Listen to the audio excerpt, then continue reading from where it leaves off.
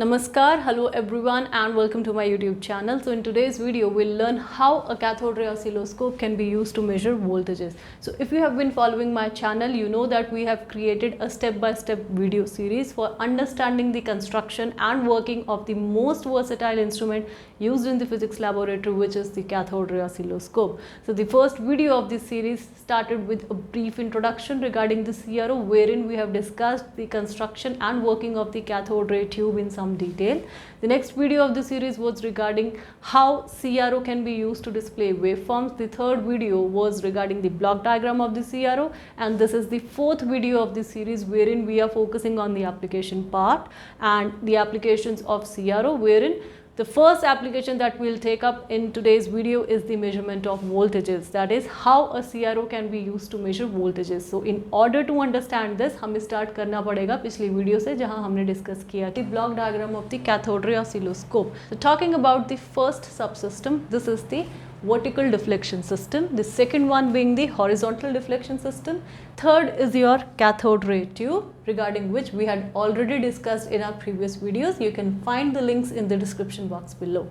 The fourth one being the high and low voltage power supply. 10 centimeter की को screen पे ये जो माइनर डिविजन्स हैं ये भी इजीली दिख जाए. चैनल 1 में एक बॉक्स 5 वोल्ट को रिप्रेजेंट करता है. अगर इसको मैं कम करूं, अब एक बॉक्स 2 वोल्ट को रिप्रेजेंट करता है. तो अब इसको जूम इन करके मैं यहाँ पेस्ट कर दूंगी. 1 सेंटीमीटर के कॉरेस्पॉन्डिंग 5 वोल्ट्स दिखाना है तो आपका जो सिग्नल है वो कुछ इस तरह का आएगा. वो थोड़ा सा एक्सप्लेन कर दूंगी मैं इसमें. वो आपको समझ आ जाएगा. So you know that CRO is a very fast graph plotter, and whichever signal you want that should control your y-axis, so that signal acts as your y input.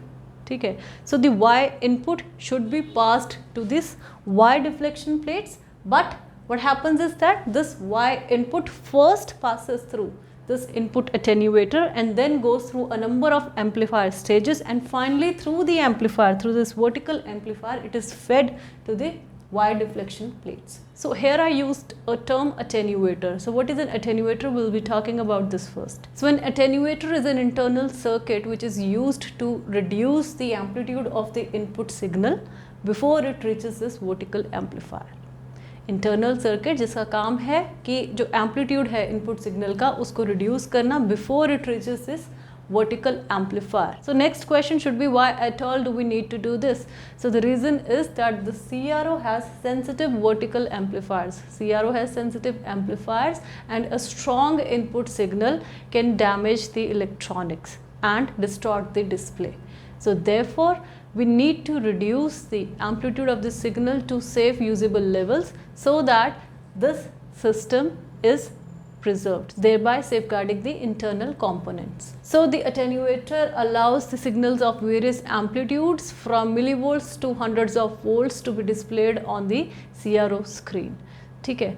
And this works, this attenuator works with this volts per division knob that you can find on the front panel of the CRO. So by controlling this volts per division knob, you can actually scale the amplitude along the y-axis. The amplitude of the signal along the y-axis can be scaled using this volts per division knob, and this basically changes the attenuation factor. So you can scale the input signal vertically using this volts per division knob, which basically changes the attenuation factor. So vertical deflection system will always have an input attenuator, and finally through this input attenuator the waveform or the signal, it passes through a number of amplifier stages, and finally it is fed to this y deflection plates. So the gain of this vertical amplifier can be controlled by this input attenuator, which in turn is controlled using the volt per division knob of the CRO. So you can say that the gain of the vertical amplifier in a CRO is controlled using volt per division knob. तो पिछली video के block diagram में से मैंने वो सब erase कर दिया जो हमें इस वीडियो को समझने के लिए नहीं चाहिए. तो here we'll be primarily focusing upon the vertical deflection system. अब जो भी वोल्टेज आपने मेजर करनी है वो आपको वर्टिकल डिफ्लेक्शन प्लेट्स को प्रोवाइड करवानी होगी. वर्टिकल डिफ्लेक्शन प्लेट्स जो कि इस कैथोड रे ट्यूब में हॉरिजॉन्टली प्लेस्ड होती हैं उसको देनी पड़ेगी, ठीक है। अब वो आपका जो वेव फॉर्म होगा वो एक्ट करेगा वाई इनपुट, जो भी वाई इनपुट होगा आपका उसी के कॉरस्पॉन्डिंग आप वोल्टेज मेजर कर रहे हो। ये वेव फॉर्म आप अपनी वर्टिकल डिफ्लेक्शन प्लेट्स को दे दिया। अब अगर इस वाई इनपुट के कॉरस्पॉन्डिंग कोई भी हॉरिजॉन्टल स्वीप आपने नहीं प्रोवाइड किया, इसके कॉरस्पॉन्डिंग अगर कोई हॉरिजॉन्टल स्वीप नहीं है, तो you will be obtaining a vertical straight line trace on the screen of CRO। अब मैं क्या करूं, अगर मैं हॉरिजॉन्टल सिग्नल भी हटा दूं तो ये डॉट रुक जाएगा। इलेक्ट्रॉन बीम आ रही है, ना एक्स में डिफ्लेक्शन हो रही है ना वाई में डिफ्लेक्शन हो रही है, तो मेरा पॉइंट एक ही जगह रुक गया। अब मैं वाई में एक सिग्नल लगाऊंगा और एक्स में कुछ नहीं करूंगा, तो ये मेरी सिग्नल की कॉर्ड है, इसको हम BNC केबल कहते हैं, इसको मैं यहाँ लगा दूंगा। तो अब मैं देख सकता हूँ कि ये सिर्फ वाई में चेंज हो रहा है, एक्स में कोई चेंज नहीं हो रहा। अगर मैं फ्रीक्वेंसी थोड़ी घटा दूँ तो मैं उसका चेंज भी देख सकता हूँ समय के साथ। क्योंकि इसका कोई हॉरिजॉन्टल स्वीप नहीं है तो आपको इस तरह का ट्रेस मिलेगा। अब आपने देखा ये जो वर्टिकल एम्पलीफायर है, पिछली वीडियो के ब्लॉक डायग्राम में से आपने ये देखा था, जो वर्टिकल एम्पलीफायर है इसका जो गेन कंट्रोल है, the gain control of the vertical amplifier, जिसको मैं इनपुट अटेन्यूएटर भी बोल रही थी, जो कि ये कंट्रोल करता है, ठीक है। तो the gain control of the vertical amplifier which is the input attenuator is generally calibrated in terms of deflection sensitivity. ये जो अटेन्यूएटर है इसका कैलिब्रेशन होता है in terms of deflection sensitivity. Now what is this deflection sensitivity, अब हम ये आगे पढ़ते हैं। तो deflection sensitivity can be defined as the amount of displacement of the spot on the screen when a potential of 1 volt is applied to the deflection plates.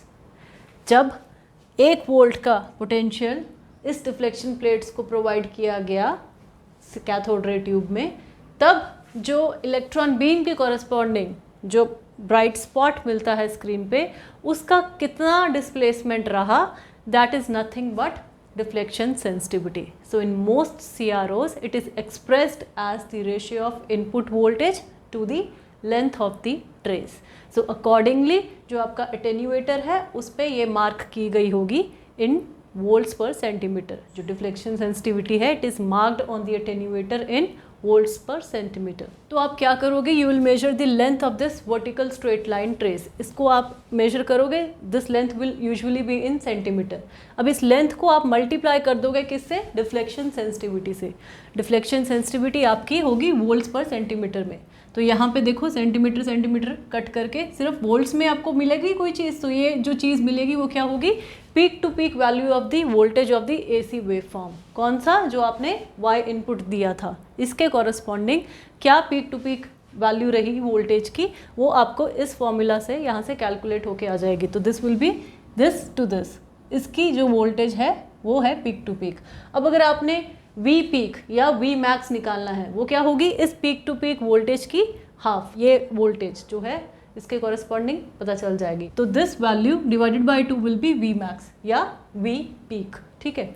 अब अगर आपने RMS वैल्यू निकालनी है वोल्टेज की, तो वो क्या होगी, VRMS इज इक्वल टू ये जो V मैक्स आया इसको डिवाइड कर दोगे √2 से, तो आपको RMS value of the voltage वो निकल करके आएगा, ठीक है।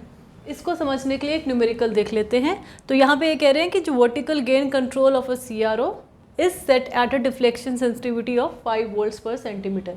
अब इस स्टेटमेंट का क्या मतलब है, वर्टिकल गेन कंट्रोल। अब जब यहाँ ये बात आए तो आपको समझ जाना चाहिए कि वर्टिकल एम्पलीफायर के गेन कंट्रोल के बारे में बात हो रही है। तो इसका जो गेन कंट्रोल है, एम्पलीफायर का gain control, it is nothing but the attenuator, मतलब अटेन्यूएटर की बात कर रहे हैं। अब इन्होंने क्या कहा कि एक तरह से जो अटेन्यूएटर है CRO का, it is set at a deflection sensitivity of this. अब आपको पता है ये जो अटेन्यूएटर है that is calibrated in terms of deflection sensitivity, ठीक है। इसी की कैलिब्रेशन होती है इसके टर्म्स में। और ये जो डिफ्लेक्शन सेंसिटिविटी है ये आपको दे रखी है 5 वोल्ट्स पर सेंटीमीटर में। अब ये यूनिट्स देखो, ये वही यूनिट्स हैं जो मैंने अभी आपको बताए थे, ठीक है। तो मतलब कुल मिला के क्या कह रहे हैं कि आपका जो अटेन्यूएटर है वो उसकी जो डिफ्लेक्शन सेंसिटिविटी है वो सेट कर दी गई है इस पे। इसका मतलब है कि जब 5 वोल्ट्स का पोटेंशियल आप डिफ्लेक्शन प्लेट्स को दोगे तब जो स्पॉट है उसकी जो मूवमेंट है वो 1 सेंटीमीटर की होगी। मतलब जो इलेक्ट्रॉन बीम के कॉरस्पॉन्डिंग जो ब्राइट स्पॉट आपको CRO की स्क्रीन पे मिलती है, अगर आप डिफ्लेक्शन प्लेट्स का पोटेंशियल 5 वोल्ट्स रखोगे तो ये जो स्पॉट है ये वर्टिकली 1 सेंटीमीटर डिस्प्लेस करेगा, मूव करेगा। ये मतलब है इसका। ठीक है, अब नेक्स्ट लाइन देखो। अब एन अननोन AC वोल्टेज जो कि साइनसॉइडल टाइप की है, that is applied to the Y input. अब यहाँ पे जो Y इनपुट आपने अप्लाई किया, जो वोल्टेज है उसकी आपको उस सिग्नल की वोल्टेज की वैल्यू क्या है वो आपको नहीं पता, बस आपने यहाँ पे जो Y इनपुट है जिसके कॉरेस्पॉन्डिंग आपने वोल्टेज मेजर करनी है वो आपने यहाँ पे दे दिया। इसका मतलब ये Y इनपुट आपने वर्टिकल डिफ्लेक्शन प्लेट्स को प्रोवाइड कर दिया। अब इसके corresponding a 10 centimetre long straight line trace is observed on this screen. अब क्योंकि आपने कोई हॉरिजॉन्टल स्वीप नहीं प्रोवाइड किया, सिर्फ एक Y इनपुट ही दे दिया, इसके कॉरेस्पॉन्डिंग आपको ये ट्रेस मिलेगा, एक वर्टिकल स्ट्रेट लाइन मिलेगी। तो अब आपको क्या कहा गया है कि फाइंड दी AC वोल्टेज, इसके corresponding AC voltage find out करें। आपको लेंथ बता दी गई है कि ये 10 सेंटीमीटर लॉन्ग जो है ये ट्रेस मिला है, और डिफ्लेक्शन सेंसिटिविटी आपको बता दी गई है 5 वोल्ट्स पर सेंटीमीटर, और कहा गया है कि इससे आप इस वोल्टेज, इस सिग्नल जो Y इनपुट के कॉरेस्पॉन्डिंग जो आपने सिग्नल दिया उसकी वोल्टेज निकालो, वो फाइंड आउट करनी है। ठीक है, न्यूमेरिकल क्लियर है। तो हम कैसे करेंगे इसको, ये हम देखते हैं। अब तो डस्टर कहाँ है,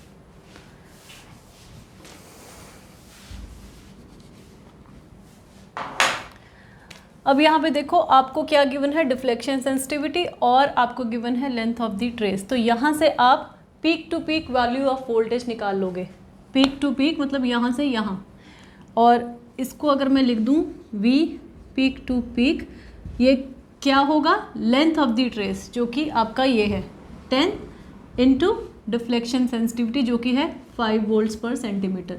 तो this will be nothing but 50 volts.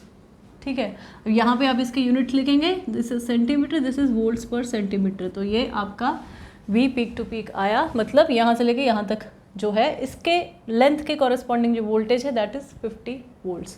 अब अगर यूजुअली जो आप देखोगे CRO में, तो जो वैल्यू ऑफ वोल्टेज है वो हम देते हैं V पीक या V मैक्स के कॉरेस्पॉन्डिंग क्या वैल्यू है। तो क्योंकि आपको मिड पॉइंट नहीं पता होता इसका कि ये कहाँ से उसको बेस लाइन ले और ये कहाँ तक जा रही है, तो आप पहले peak to peak value of voltage measure कर लेते, फिर उसको डिवाइड कर देते हैं 2 से, ताकि आपको V मैक्स या V पीक वैल्यू मिल जाए। क्योंकि यहाँ पे आपको बेस लाइन नहीं समझ आ रही होती कि यहाँ से लेनी है यहाँ से। ठीक है, तो आप इस कंडीशन में अच्छी चीज़ क्या है कि आप पहले ये मेजर कर लें और उसके बाद ये वैल्यू निकालें।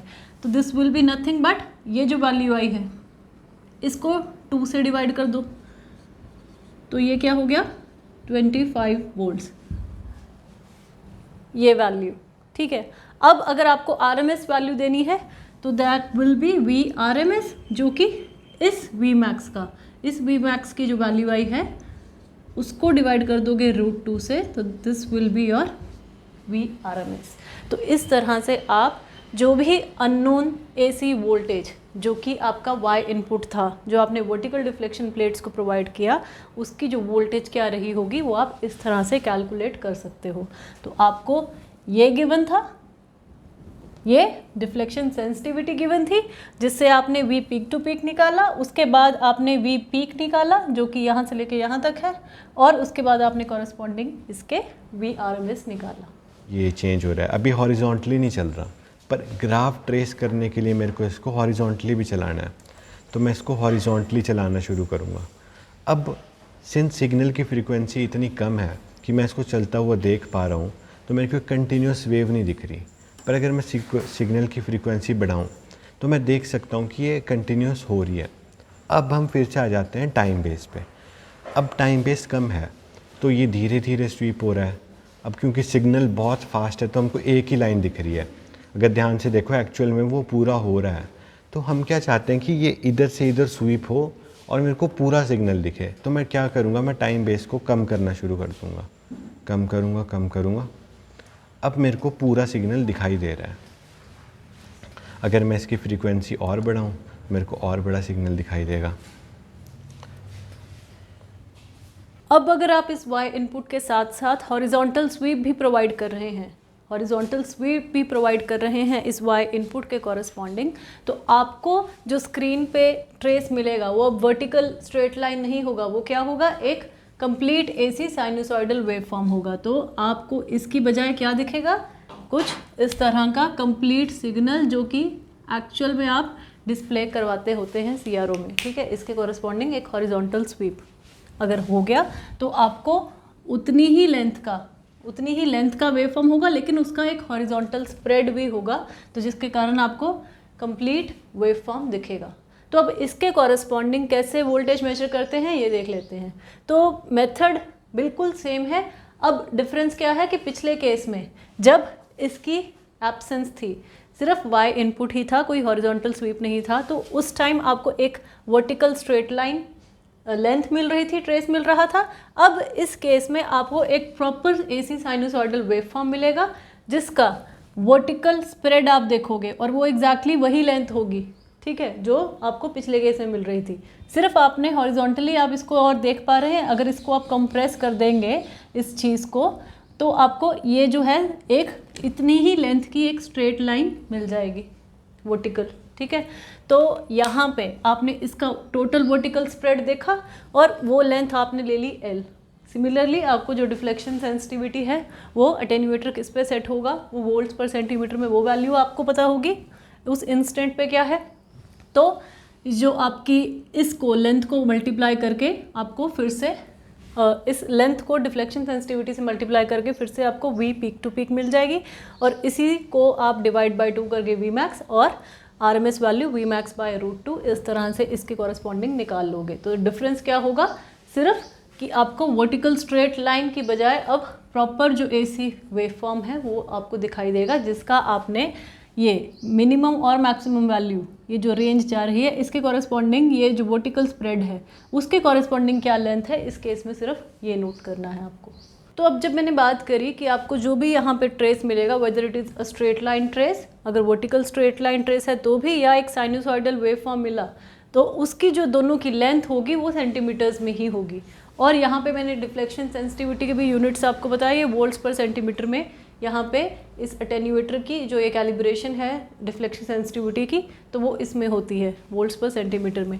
तो कहने का क्या मतलब है कि जो आपका जो CRO की स्क्रीन है उसके जो डायमेंशंस हैं वो कहीं ना कहीं सेंटीमीटर्स में ही रहते होंगे, तभी ये जो ट्रेस है ये हम इसकी जो यूनिट्स हैं, इसके जो लेंथ के यूनिट्स हैं वो हम सेंटीमीटर्स में ही बात कर रहे हैं। तो अब हमें थोड़ा सा ध्यान देना होगा जो CRO की स्क्रीन है उसके डायमेंशंस के बारे में, वो कैसी रहती होगी। तो अगर आपको अपना ग्राफ पेपर याद है, जो आपकी प्रैक्टिकल फाइल के जो पीछे कुछ शीट्स मिलती हैं, तो जो स्टैंडर्ड ग्राफ पेपर जो दिखाई देता है वो कुछ ऐसा होता है। तो उसी में से एक पन्ने को फाड़कर मैंने ये ग्राफ पेपर निकाला, और लेंथ और ब्रेड्थ जो इसकी रखी है वो एग्जैक्टली वही है जो आपकी मोस्ट CROs में जो स्क्रीन की डायमेंशंस होती वो होती हैं। वो क्या होती हैं, लेंथ इंटू ब्रेड्थ। तो जो यहाँ पे लेंथ आपको दिख रही है ये 8 सेंटीमीटर है और इसकी जो ब्रेड्थ है वो है 10 सेंटीमीटर।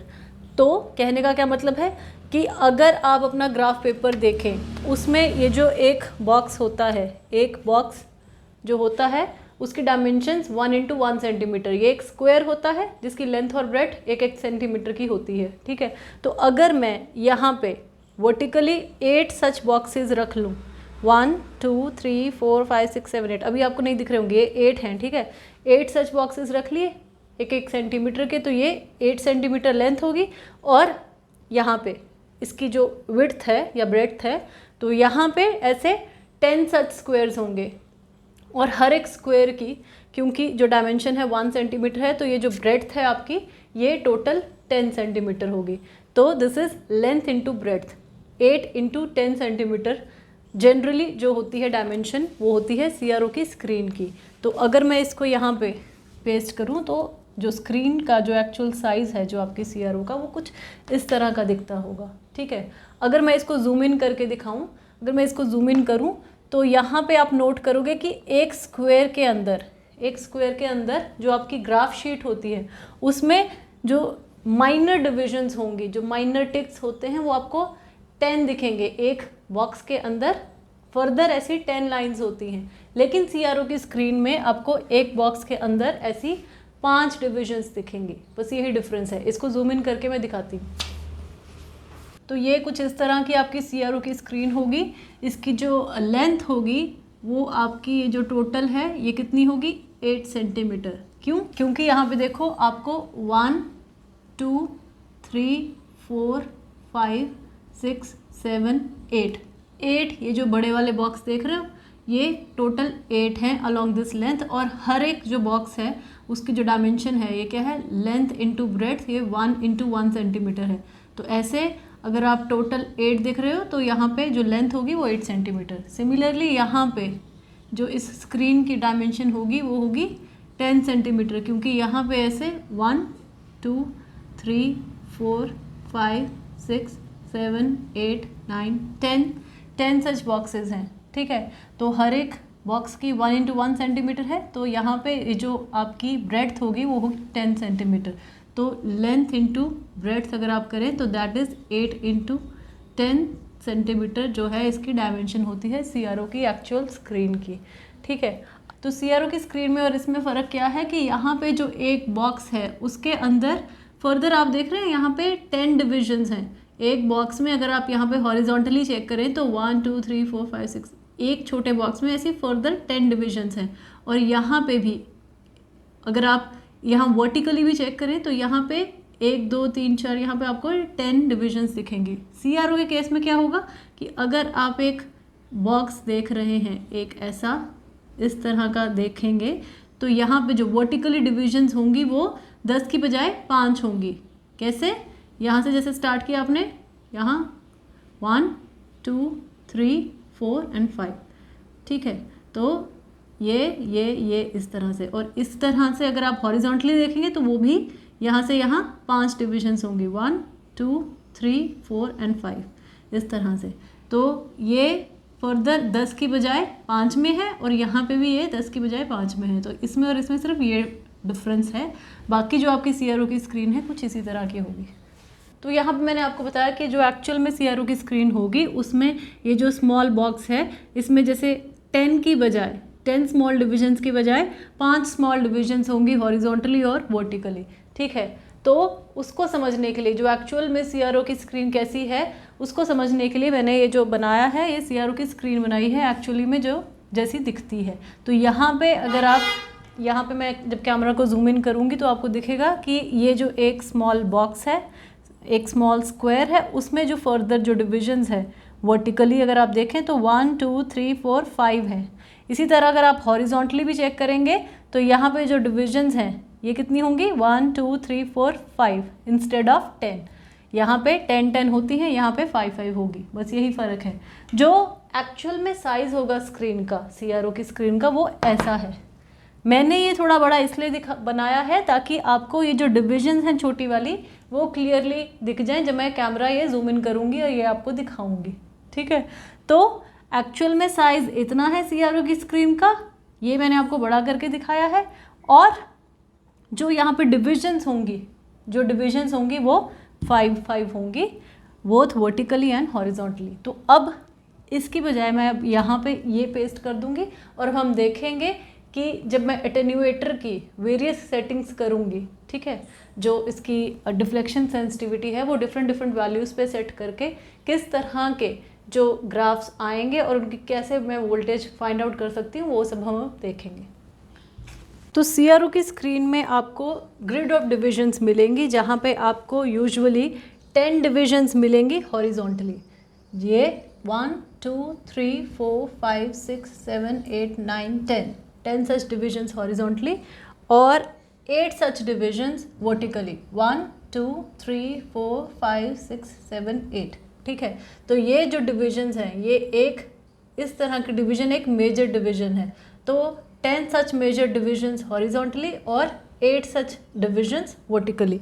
तो हर एक डिवीजन का जो साइज़ होगा दैट इज़ ऑफन 1 सेंटीमीटर।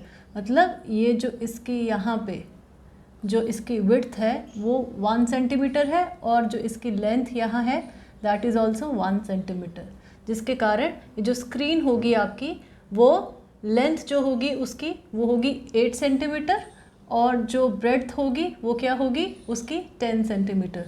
तो लेंथ इनटू ब्रेड्थ, तो यहाँ पे लेंथ और ब्रेड्थ आपको दिख रही है कि यहाँ लेंथ में आपको 8 सच बॉक्सेस मिल जाएंगे 1-1 सेंटीमीटर के, और ब्रेड्थ में आपको 10 सच बॉक्सेस मिल जाएंगे 1-1 सेंटीमीटर के। ठीक है, तो यहाँ पे अगर आप देखो तो एक जो बॉक्स है, एक बॉक्स में जो फर्दर अगर आप वर्टिकली डिविजन्स देखें छोटी वाली, वो क्या होंगी 1 2 3 4 5। तो एक मेजर डिवीजन में 5 सच माइनर डिविजन्स हैं वर्टिकली। सिमिलरली अगर आप हॉरिजॉन्टली देखें तो एक बॉक्स की अगर मैं बात करूं तो यहाँ हॉरिजॉन्टली भी 1 2 3 4 5 सच डिविजन्स हैं। ठीक है, तो ग्राफ पेपर में मैंने जब दिखाया था तो यहाँ पे 10-10 थी, लेकिन एक्चुअल में CRO की स्क्रीन पे ऐसी 5-5 डिविजन्स होती हैं बोथ हॉरिजॉन्टली एंड वर्टिकली। तो स्क्रीन आपने देख ली, this is 8 centimetre tall and 10 centimetre wide horizontally. अब नेक्स्ट जो चीज़ है कि each major division is usually subdivided into 5 smaller divisions, जिसको आप माइनर डिविजन्स कहते हैं, बोथ वर्टिकली एंड हॉरिजॉन्टली। ठीक है, तो यहाँ पे आप लिख सकते हैं कि वन मेजर डिवीजन जो कि ये है that is equal to 1 centimetre, ये 1 सेंटीमीटर की है both this way and this way. और यहाँ पे जो एक माइनर डिवीजन होगी 1 माइनर डिवीजन, ठीक है, ये छोटी वाली दिस विल बी, क्योंकि ऐसे 1 सेंटीमीटर में ऐसी 5 है, तो एक जो छोटी माइनर डिवीजन होगी that will B 1 divided by 5 which is 0.2 centimetre. तो यहाँ पे this is 0.2, 0.4, 0.6, 0.8 and finally 1 centimetre. Similarly here 0.2, 0.4, 0.6, 0.8 and 1। तो अगर आप टोटल माइनर डिविजन्स की बात करें, ये मेजर डिविजन्स हैं 10 और हर एक में माइनर डिविजन्स है 5, तो 10 into 5 which is 50 minor divisions होंगी आपकी, ये छोटी छोटी हॉरिजॉन्टली, और जो वर्टिकली होंगी आपकी वो कितनी होंगी, यहाँ पे ये 8 सच मेजर डिविजन्स हैं जिसमें 5 माइनर डिविजन्स हैं, तो 8 इंटू 5 विच इज़ 8 5 40, तो 40 आपकी डिविजन्स होंगी माइनर वर्टिकली। तो ये जो फिजिकल लेंथ है CRO की, ये हमेशा सेम रहेगी, मतलब जो स्क्रीन है वो छोटी बड़ी नहीं होती, वो इतनी ही रहेगी, वो कांस्टेंट है। कि मतलब यहाँ पे वर्टिकली अगर आप देखेंगे आपको मेजर जो डिविजन्स हैं वो 8 मिलेंगी और हॉरिजॉन्टली 10 मिलेंगी, और फर्दर जो माइनर डिविजन्स होंगी वर्टिकली वो 40 होंगी और हॉरिजॉन्टली 50 होंगी। ये जो चीज़ है ये हमेशा सेम रहेगी, ये बदलने नहीं वाली। जो चीज़ बदलेगी वो अब हम देख लेते हैं। तो अब अगर आपकी volt per division knob is set at 5 volts per division, तो इसका मतलब क्या है, जो आपका अटेन्यूएटर है, जो उसकी डिफ्लेक्शन सेंसिटिविटी है that is 5 volts per centimetre, क्योंकि ये जो कैलिब्रेशन है ये वोल्ट्स पर सेंटीमीटर की टर्म्स में होगी, तो this is 5 volts per centimetre. इसका मतलब क्या है, एक division vertically, 1 centimetre division vertically corresponds to 5 volts, तो 1 major division will correspond to 5 volts. तो एक मेजर डिवीजन में क्योंकि ऐसी 5 सच माइनर डिविजन हैं, तो एक छोटी ये वाली minor division corresponds to 1 volt, तो दिस इज 1 2 3 4 एंड 5 वोल्ट्स। तो एक पूरा यहाँ बॉक्स जो है दैट इज़ 5 वोल्ट्स और एक छोटे वाला दैट इज़ 1 वोल्ट। तो इस तरह से आपको ये जो है मेजर और minor divisions in terms of volts इस तरह से इंटरप्रेट करना है। सिमिलरली अगर आपका जो वर्टिकल स्केल है that is set to 2 volts per division, तो यहाँ पे अगर 2 वोल्ट्स पर डिवीजन है तो 1 मेजर डिवीजन वर्टिकली अब क्या होगी 2 वोल्ट्स, तो यहाँ पे जो एक मेजर डिवीजन है vertically that will correspond to 2 volt. तो एक मेजर डिवीजन ये हो गई, और एक minor division which is this that will correspond to 2 volts divided by 5 which is 0.4 volts. तो यहाँ पे एक छोटी डिवीजन क्या होगी 0.4 वोल्ट्स की। तो यहाँ पे देखो 0.4, 0.8, 1.2, 1.6 एंड 2। तो इस तरह से आप वोल्टेजेस देखेंगे। तो अगर कोई सिग्नल 5 वोल्ट्स का है और आपकी जो वोल्ट्स पर डिवीजन नॉब है चैनल 1 के कॉरस्पॉन्डिंग वो शो कर रही है 5 वोल्ट्स पर डिवीजन, इसका क्या मतलब है कि 1 सेंटीमीटर के कॉरस्पॉन्डिंग जो वोल्टेज है दैट इज़ 5 वोल्ट। मतलब जो एक मेजर डिवीजन है जो कि 1 सेंटीमीटर की होती है दैट कॉरस्पॉन्ड्स टू 5 वोल्ट। तो अगर जो सिग्नल है वो 5 वोल्ट्स का है तो आपको कैसे दिखेगा, वो कुछ इस तरह का दिखेगा। तो ये जो सिग्नल आप देख रहे हो ये आपको वर्टिकली जो वी मैक्स है इसका ये 5 वोल्ट्स जा रहा है, क्योंकि ये 1 सेंटीमीटर कॉरस्पॉन्ड कर रही है 5 वोल्ट्स को। तो आपको जो सिग्नल है वो कुछ इस तरह का मिलेगा कि एक पूरे बॉक्स में ये इसका जो है वी मैक्स आ जाएगा। यहाँ पे एक minor division 5 volts divided by 5 1 volt की होगी, 1 2 3 4 5। तो एक्चुअल में सिग्नल 5 वोल्ट का है, तो उसको अगर आप रिप्रेजेंट करोगे, जब आपकी जो अटेन्यूएटर है उसकी deflection sensitivity 5 volts per centimetre है, तो मतलब 1 सेंटीमीटर के कॉरस्पॉन्डिंग 5 वोल्ट्स दिखाना है, तो आपका जो सिग्नल है वो कुछ इस तरह का आएगा। तो एक पूरे बॉक्स में आप देख रहे हो ये सिग्नल कवर हो जाएगा, क्योंकि इसका जो वी मैक्स है उसने 5 वोल्ट्स कवर करना है। अब अगर सिग्नल वही 5 वोल्ट्स का है, लेकिन जो आपने डिफ्लेक्शन सेंसिटिविटी है वह 5 वोल्ट्स पर डिवीजन की बजाय आपने 2 वोल्ट्स पर डिवीजन कर दी है। इसका क्या मतलब है कि अब जो 1 सेंटीमीटर है that will correspond to 2 volts, और एक जो छोटी माइनर डिवीजन होगी that will correspond to 2 volts divided by 5 which is 0.4 volts.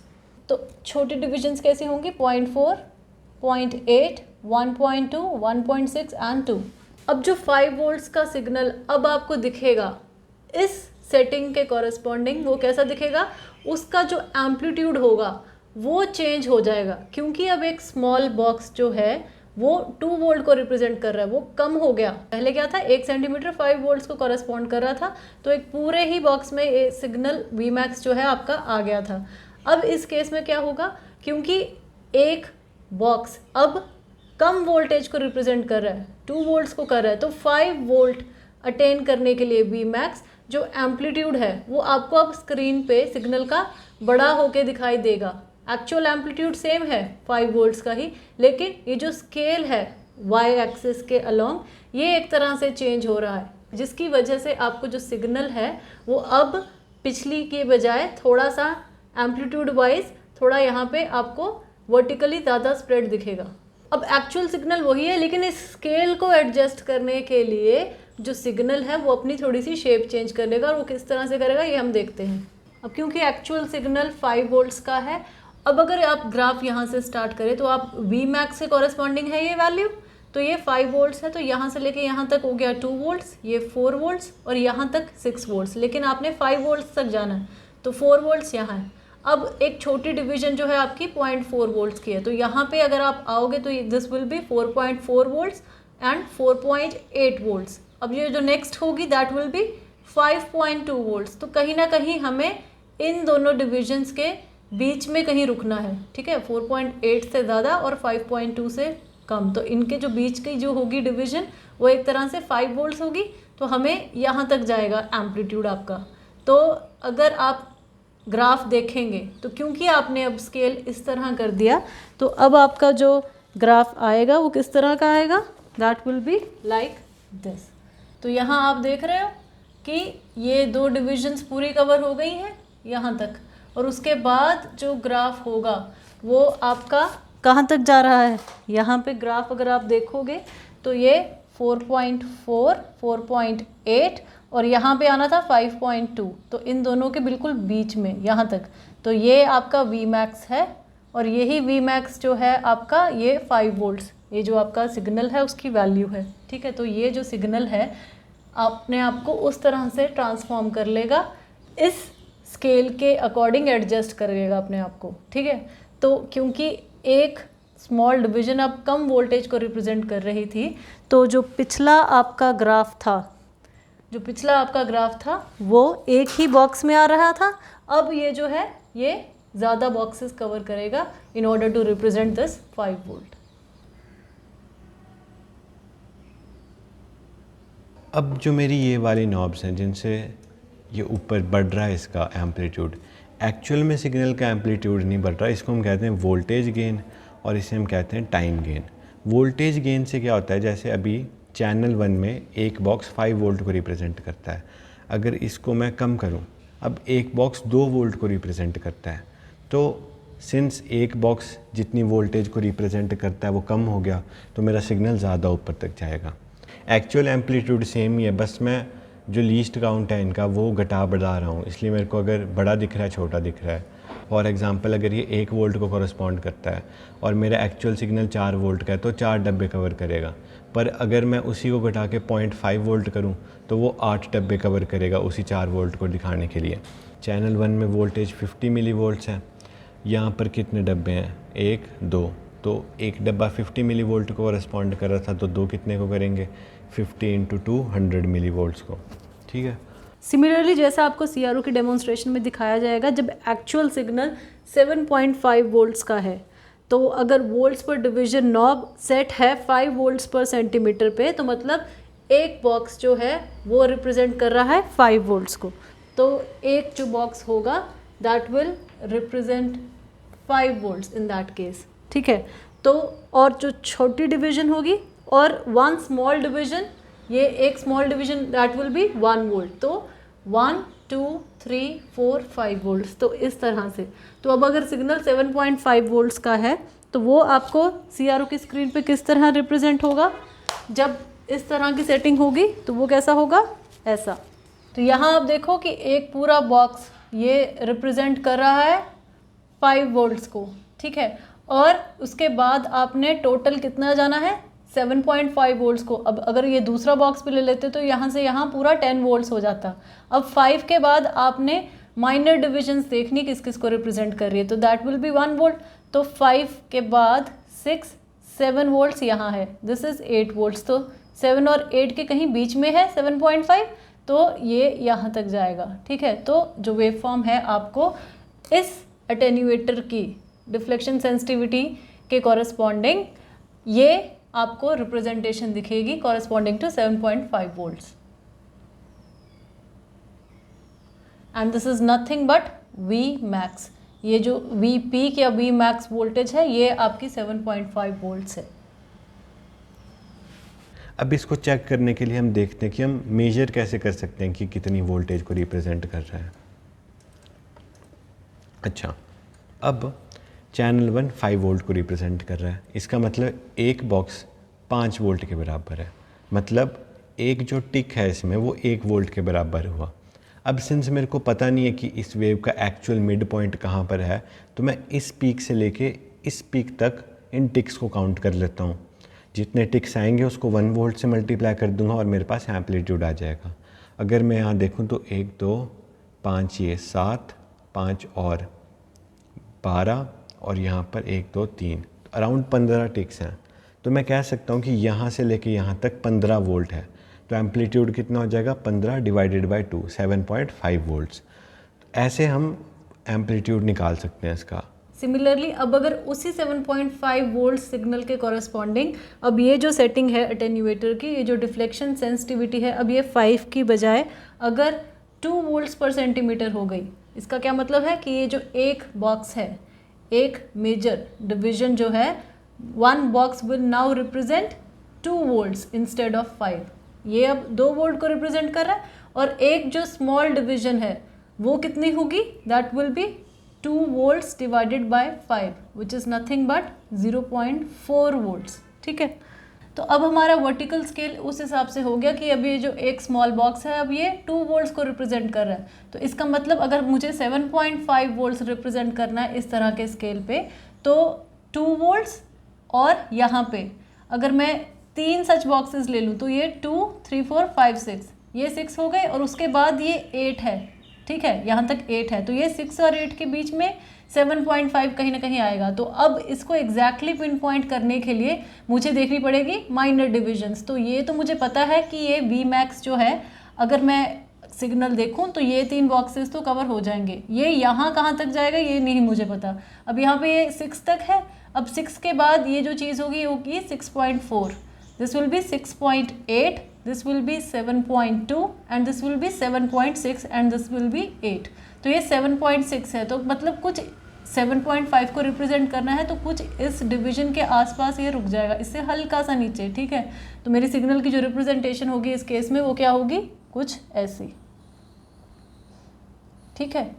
तो यहाँ पे ये 3 बॉक्सेस आप देख रहे हो, ये 3 बॉक्सेस पूरे कवर हो रहे हैं, 1 2 3। अब ये 2 volts, 4 volts and 6 volts, 1 2 3 boxes पूरे कवर हो रहे हैं, यहाँ तक 6 वोल्ट्स है। और यहाँ पे आप देख रहे हो 6.4, 6.8, 7.2 और 7.6 जब आएगा उससे हल्का सा, बिल्कुल हल्का सा नीचे 7.5 वोल्ट्स कुछ होगा। तो ये जो ग्राफ है ये कुछ इस तरह से एडजस्ट करेगा वर्टिकल स्केलिंग के विद रिस्पेक्ट टू। और ये 7.5 वोल्ट्स अब इस सेटिंग पे कुछ इस तरह का दिखेगा। तो सिग्नल एक्चुअल में 7.5 वोल्ट्स का ही है, जो वी मैक्स है ये 7.5 वोल्ट्स ही है, पिछले केस में भी और इस केस में भी। लेकिन जो सिग्नल है वो अपनी शेप उस हिसाब से एडजस्ट कर रहा है जैसे वर्टिकल स्केलिंग चेंज हो रही है with respect to this attenuator, जो इसकी डिफ्लेक्शन सेंसिटिविटी है। इसको 2 वोल्ट कर दूं, अब दिखाना तो 7.5 वोल्ट्स ही है, बट सिंस एक डब्बा जितना रिप्रेजेंट कर सकता है वो कम हो गया तो वो ज़्यादा ऊपर आ रही है। अब लास्ट में अगर इसी 7.5 वोल्ट सिग्नल के कॉरस्पॉन्डिंग में जो ये डिफ्लेक्शन सेंसिटिविटी है ये मैं अब चेंज कर दूं और यहाँ पे इसको 2 की बजाय 10 वोल्ट्स पर सेंटीमीटर कर दूं।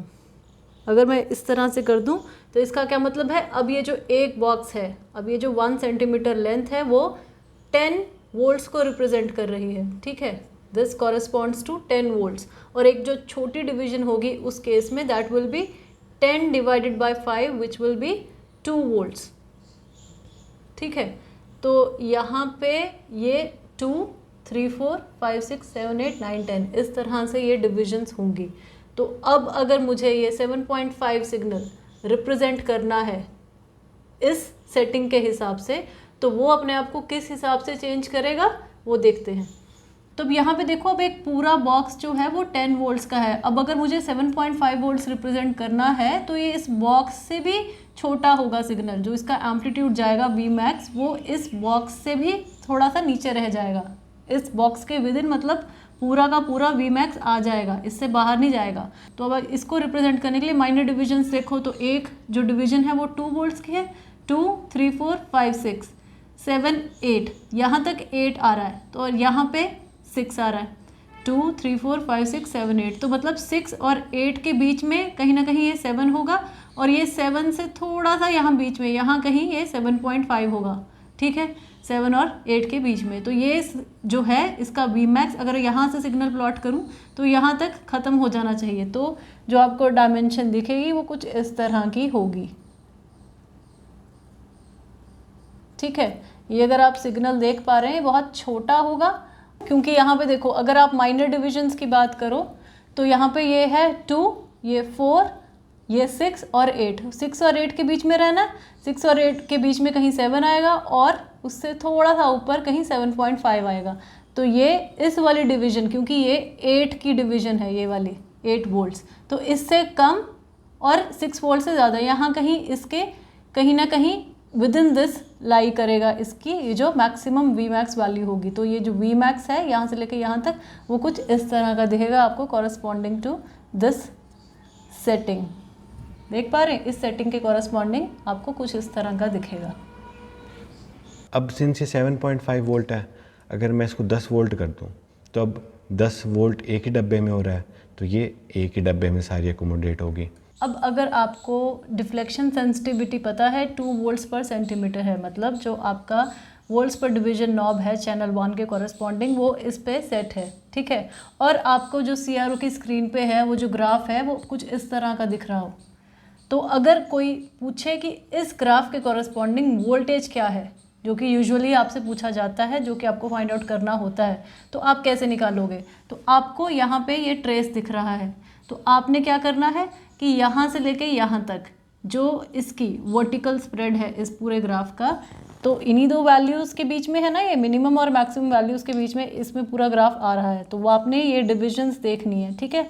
तो आपने सबसे पहले क्या है कि ये लेंथ फाइंड आउट कर लो। ये लेंथ जब आप फाइंड आउट करोगे तो ये लेंथ जो होगी that will correspond to V peak to peak.